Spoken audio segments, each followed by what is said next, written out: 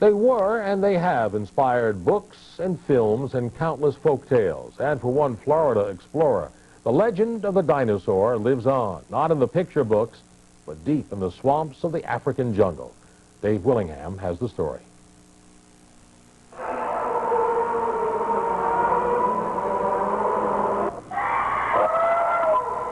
These are not real dinosaurs.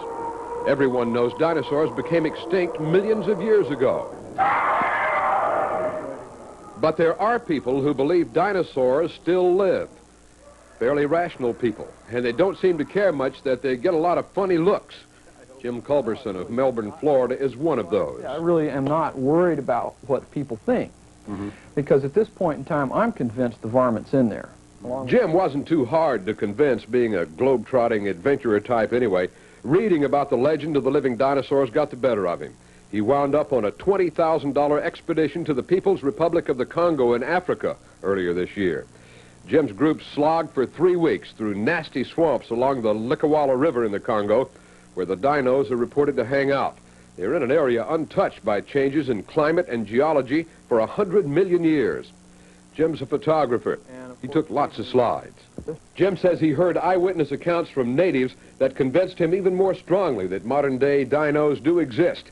He claims there are 5 species, but the main interest is over Mbembe, which reportedly is about 40 feet long and looks like this fellow, the Apatosaurus, previously known as the Brontosaurus.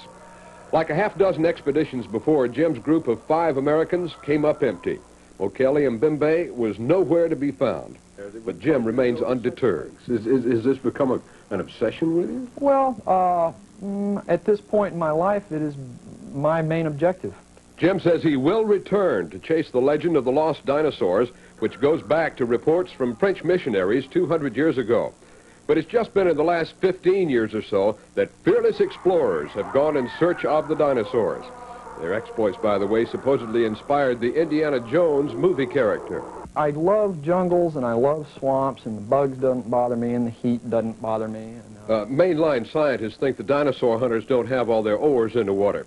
But maybe they can't feel the lure of legend and mystery, of probably mythical creatures like the Loch Ness Monster or Bigfoot. Surely that's what drives Culberson. No, not really that so much as my desire to research the unknown. And of course, I'd love to be the first person to take a picture of a living dinosaur. I need the money. I'm Dave Willingham in Melbourne, Florida. That's a good reason.